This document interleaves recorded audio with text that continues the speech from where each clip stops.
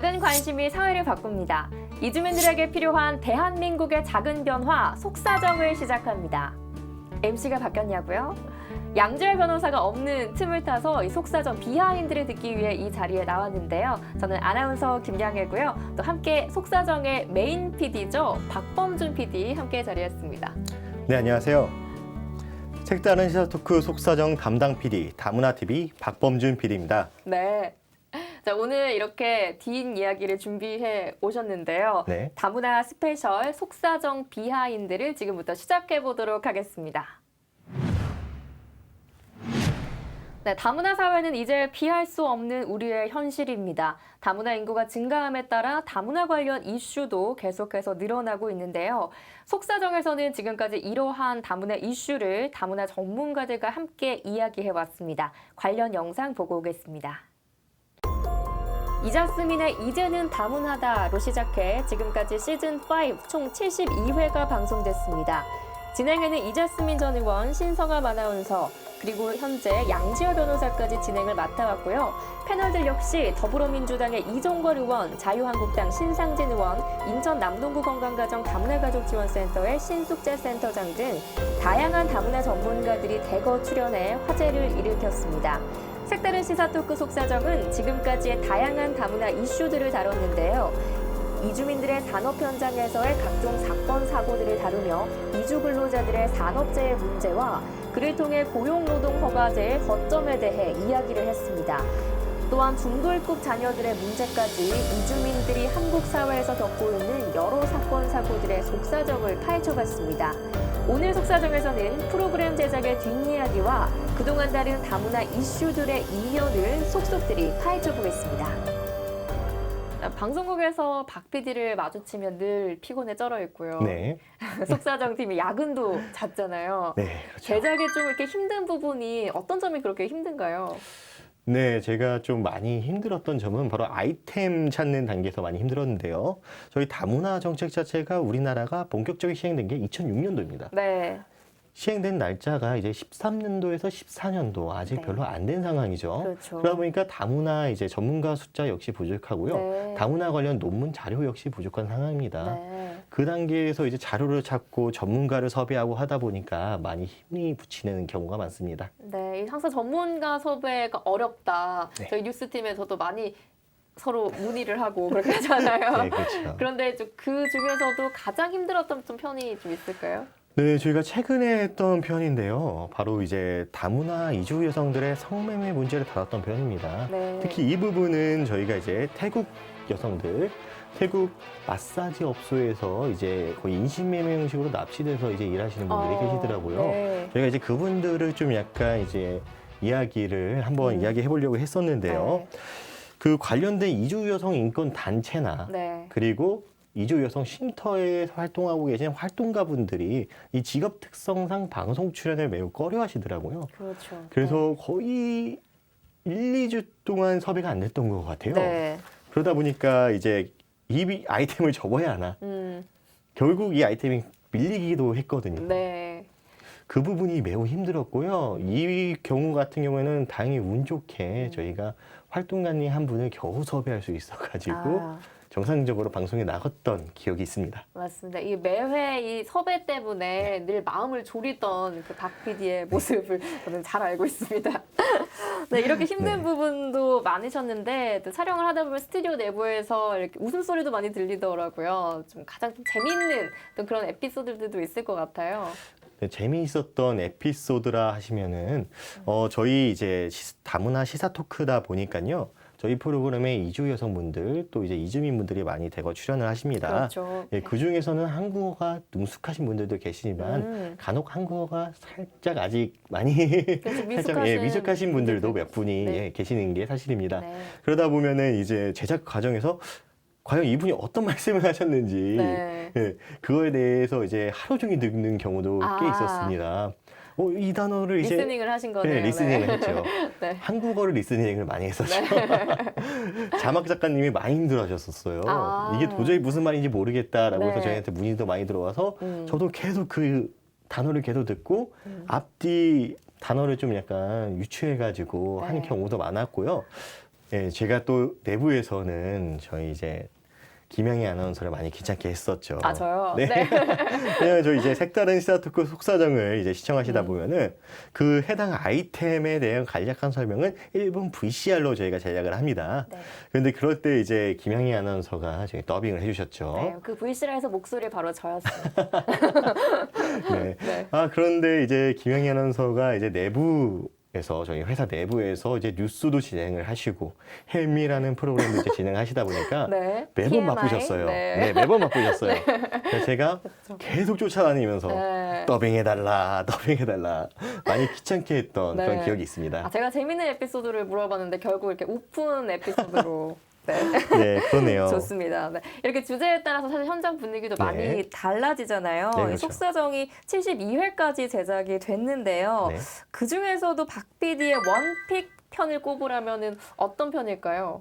네, 제 원픽이라고 하시면요. 아무래도 제가 색다른 시사토크 속사정 이 프로그램은 시즌 3부터 담당하게 되었습니다. 네. 네, 시즌 3부터 담당했는데 아무래도 가장 첫 번째로 진행했던 편이 첫 첫 회가, 회가 가장 기억에 남지 않나 싶습니다. 그날 했던 게 2019년도 신년 특집이었던 걸로 기억이 합니다. 네. 이제 일본은 이민 국가로 가는가 편이 가장 기억에 남는데요. 네. 아무래도 이게 시즌 3 첫 번째 편 그리고 제가 속사정을 처음 했던 편이다 보니까 더더욱 기억이 났습니다. 네, 그 일본의 이민 정책에 관해서 좀 눈여겨볼 만한 어떤 그런 인상 깊었던 점이 있나요? 네, 그렇습니다. 네, 지금 우리나라 같은 경우에도 지금 고령 사회로 이제 진입을 한 상황이잖아요. 네, 일본은 이미 초고령 사회로 진입한 상태입니다. 네. 네, 그러다 보니까 일본은 지금 만성 일손 부족에 시달리고 있는데요. 이 부분을 타개하기 위해서 일본은 외국인 노동자에게 문호를 대폭 확대하는 입법 절차가 마무리가 되었습니다. 네. 네, 이 법안 같은 경우에는 2019년 4월 이후 5년간 34만 명에 달하는 외국인 노동자가 일본에 체류할 수 있다는 건데요. 34만여 명의 노동자가. 네. 네, 그렇습니다. 34만이 되는 노동자가 체류할 수 있는데요. 네. 네, 이 개정안은 체류 자격을 이제 신설한 거였었는데요. 네. 특정 기능 1호, 2호로 나뉩니다. 네. 특정 기능 1호 같은 경우에는요. 외국인 근로자들, 단순 노동을 하고 있는 외국인 근로자들에게 체류 자격을 신설할 수 있는 그런 법안이고요. 네. 그리고 특정 기능 2호 같은 경우에는요. 이제 좀 더 고급 인력, 전문 숙련된 기능이 필요한 특정 기능 2호 같은 경우에는 가족 동반이 인정을 하고 있습니다. 네. 네, 이 부분이 제일 중요한데요. 네. 체류지 기간을 갱신할 수 있으면서 조건을 충족할 경우에는 영주도 가능하다 이렇게 보고 있습니다. 아, 굉장히 그 폭을 넓혔다고 할 네, 수 그렇죠. 있는데 외국 인력을 최대한 활용을 하겠다는 뜻으로 보입니다. 그런데 이제 일부에서는 또 이주 노동자의 처우 개선 없이 이렇게 값싼 인력만 들여오는 법안이다라는 이야기도 나왔습니다. 네, 이 법안 같은 경우에는요, 2018년 2월 아베 총리가 경제재정자문회의에서요, 일손 부족 문제 해결 방안을 검토하라라는 지시를 내렸습니다. 네네. 그리고 나서 엄청 빠른 속도로 이 법안이 체결이 되었는데요. 초스피드 법안. 네, 초스피드 법안이었죠. 하지만 우리도 알다시피 법안이라는 것 자체가 그 빠른 시일 내에 나올 수 있는 것은 아닙니다. 절차가 필요하죠. 네, 그렇죠. 절차가 필요하고 충분한 검토가 필요한데요. 네. 이 법안 같은 경우에는 너무 빠른 속도로 이제 법안이 통과되지 않았냐 이런 문제가 이제 제기되고 있습니다. 네네네. 이 때문에 좀 어떤 부작용이나 문제점들이 좀 나타났나요? 네, 그렇습니다. 지금 일본 공산당의 자료에 따르면요, 2010년에서 2017년도 사이 일본에 왔던 외국인 연수생 및 기능실생 중 약 170명이 사망을 했는데요. 아, 네. 네, 이 경우에는 네네. 산업재해의 경우도 있고 과로사의 경우도 있습니다. 네네. 네. 하지만 일본 정부는요, 이 사건이 난 후에도 어느 차원의 조사나 검증은 일절 이루어지지 않은 상태입니다. 아, 네, 그러니까 이런 이주 근로자 근로 환경을 개선하지 않은 채 네. 너무 무분별한 이제 법안이 통과되지 않았나 이런 비판이 지속적으로 나오고 있습니다. 네, 외국 인력을 받아들이는 폭은 넓혔지만 이들에 대한 이 노동 환경은 개선이 되지 않고 있어서 그 관련된 문제가 더 많이 발생할 수 있는 여지가 있는 것 같은데요. 네. 네, 그럼 이런 이 비판에 대해서 일본 정부에서는 어떤 대책을 좀 내놓고 있는지 궁금합니다. 네, 이 법안이 지금 시행된 지 채 1년이 안 된 네. 지금 법안입니다. 네. 하지만 이런 비판을 의식해 일본 정부는 시행령을 통해 기능십세 제도의 문제점을 지적됐던 인권 침해 등에 대한 시스템을 도입을 했습니다. 네. 우선 특정 기능 자격을 취득한 외국인 노동자의 보수를 현재 일본인의 보수와 현재 비슷한 정도로 이제 끌어올렸고요. 네. 또 지불 상황을 3개월 강령으로 정부에 제출하도록 이제 의무화시켰습니다. 네. 한마디로 이제 고용주가 제대로 이제 근로자에게 임금을 지불하고 있는지 네. 이 부분을 이제 국가가 나서서 검토하겠다. 어. 이런 지금 상황인 거고요. 네. 또 이제 직장을 옮기는 것도 인정을 하였고요. 네. 고용인이 주거지 확보를 지원하고 생활에 필요한 일본어 학습 기회를 제공하도록 했습니다. 네, 이 제도가 잘 정착이 되는지도 살펴봐야 될 네, 것 그렇습니다. 같은데요. 네, 이러한 일본의 체류 자격 신설이 결국 이 초고령화 사회로 인해서 그 일손 부족을 해결하려는 그런 정책이잖아요. 네. 지금 우리 고령 사회로 진입한 한국의 현실도 좀 이와 비슷해지고 있는데요. 속사정에서도 한국에 와서 일하고 있는 이주 노동자에 대한 이야기, 특히 고용허가제에 대해서 지속적으로 문제 제기가 됐고 다뤄왔습니다. 네, 그렇습니다. 이 고용허가제는 제가 속사정을 제작하면서 가장 많이 다뤘던 아이템 중 하나입니다. 네, 지금 현재 우리나라도 일본의 초고령화 사회처럼 네, 점차 고령 사회가 진행 속도가 너무 빠른 그렇죠. 상황이거든요. 네, 이 부분을 좀 약간 이런 위기를 인식한 정부가 네, 이번 고령화 저출산 인구 대책으로 이제 내세웠는데요. 그중 하나가 바로 이제 외국인들이 국내에서 일자리를 찾고 거주하는 문턱을 대폭 낮췄습니다. 네. 하지만 이런 문제는 그들의 족쇄가 되고 있는 고용허가제의 개선 없이 진행이 되고 있어서 네, 네. 아까 저희가 말씀드렸던 것처럼 일본의 특정 기능 1호, 2호처럼 네, 네. 아무 대책 없이 법안만 앞서온 거 아니냐라는 네. 일종의 문제점이 지금 제시되고 있습니다. 네, 이주 노동자의 부당한 처우와 관련된 그 근본적인 원인이 고용허가제와 좀 관련이 있을 것 같은데요. 네. 가장 큰 문제점은 뭐라고 생각하세요? 네, 이 고용허가제의 가장 큰 문제점은요. 고용허가제 자체에 이제 근본적인 문제가 있습니다. 고용허가제는 이제 근로자가 아닌 고용주가 외국인 근로자를 데려올 수 있는 제도인데요. 네. 이런 고용허가제 혜택을 받고 있는 업소들이 하나같이 3D 업종, 유명 그렇죠. 3D 업종인 공장이나 또 이제 제조업, 또 이제 농어촌에 있는 이런 경우가 꽤 많습니다. 네. 네, 아무래도 그 일손 부족을 해결하기 위해서 이렇게 외국 인력을 많이 활용을 하죠. 네, 그렇습니다. 하지만 고용허가제의 가장 큰 문제점은 아까 말씀드리다시피 근로자가 아닌 고용주가 외국인 근로자를 데려오다 보니까 네. 근로자는 이 부분에서 업장을 선택할 수 있는 기회조차 없는 거예요. 선택할 수가 없고요. 네, 선택할 수가 없고요. 만약 이 업장에서 부당한 처우를 받거나 폭력, 폭행, 성폭행 등 그 고용주에게 어떤 피해를 당해도 자기 마음대로 고용주 허가 없이는 근로지를 바꿀 수가 없습니다. 아, 네. 네, 사업장 이동이 힘들다는 거죠. 네, 그렇습니다. 네, 제가 그래서 이 고용허가제의 문제점, 과연 어떻게 할 수 있을까? 네. 그래서 속사정을 촬영해 가면서 전문가들 분들에게 많은 의견을 물어봤습니다. 네. 그분들이 하나같이 말씀하시는 거는 고용허가제의 폐지입니다. 아, 고용허가제에 그만큼 문제가 많다는 것 같은데요. 근데 사실상 폐지하기도 쉽지가 않은 현실이잖아요. 네, 그렇습니다. 이제 MC님께서 말씀하신 대로 고용허가제 폐지는 현실상 불가능하다 봅니다. 왜냐하면 이제 고용허가제 자체가 이제 일손 부족으로 시달리고 있는 제조업 그리고 농어촌에 이제 주로 타깃이 돼 있거든요. 네. 그러다 보니까 갑자기 폐지하게 되면은 이분들은 갑자기 하루아침에 공장을 닫거나 농업 같은 경우에는 수확했던 모든 농산물들을 폐기 처분을 해야 될 상황입니다. 그러니까 고용허가제가 이제 고용주가 이주 노동자들을 선택해서 고용을 하다 보니까 일손이 부족한 업장에 이렇게 배치를 할 수가 있는데 고용허가제가 폐지가 되면 아무래도 일손이 부족한 3D 업종에는 더 이제 인력난에 시달리게 될 거라는 그런 말씀이시죠? 네, 그렇습니다. 네네. 그렇지만 이 부분 중에서 고용허가제를 그러면 어떻게 해야 되냐? 이 부분에서는 가장 지금 나오고 있는 이야기가요. 현실 가능성한 이야기가요. 바로 독소조항이라 불리는 사업장 이동금지 제도를 폐지하거나 네. 개선하자. 이런 이야기입니다. 네. 이 사업장 이동을 개선하거나 폐지해야 될 이유 중 하나가요. 네. 이제 이주 노동자가 거기서 부당한 처우를 받고 대우를 받게 되면은 계속 거기를 다닐 수는 없잖아요. 그렇죠. 네. 하지만 이럴 경우에서는 고용주에게 말해도 고용주는 안 바꿔줍니다. 물론 물론 개중에서 좋으신 분들이 계시겠죠. 네. 하지만 악덕업주. 악덕업주라고 해도 되나요?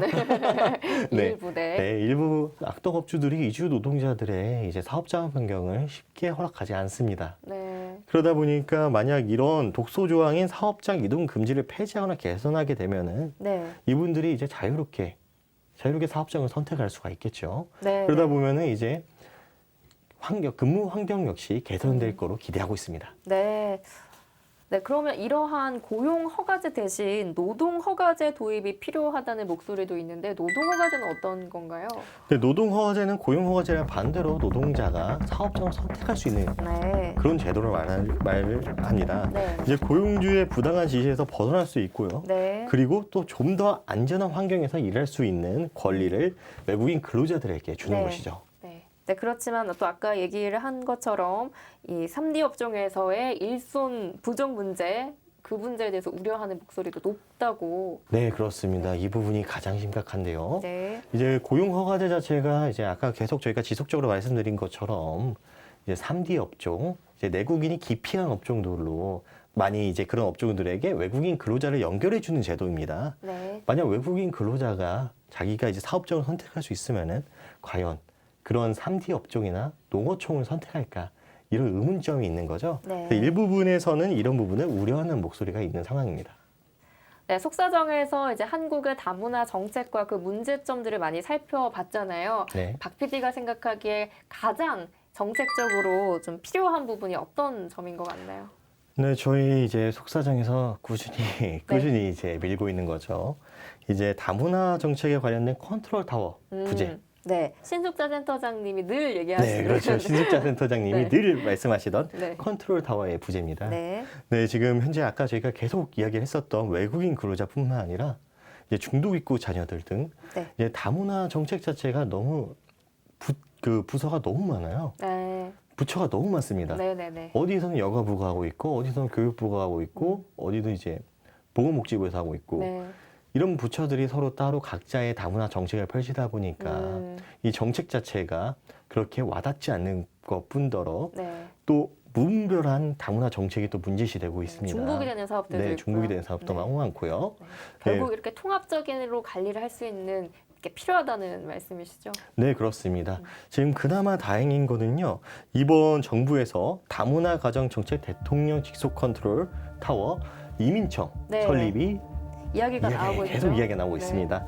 이 그나마 저희에게 이제 다문화 정책에 희망이 보인다 이렇게 음. 볼 수 있습니다. 아, 네, 알겠습니다. 네, 지금까지 속사정을 연출한 박범준 PD의 속사정도 들어봤고요. 또 이 프로그램의 뒷이야기도 들어봤는데요. 또 오늘 마무리 말씀 부탁드리겠습니다. 아, 네. 제가 지금 속사정을 지금까지 이렇게 제작해 오면서요. 이제 다문화 사회 이면과 또 우리 선주민들이 얼마나 다문화 사회 그 분들에게 대한 편견 이런 부분을 제가 좀 알 수 있었습니다. 네.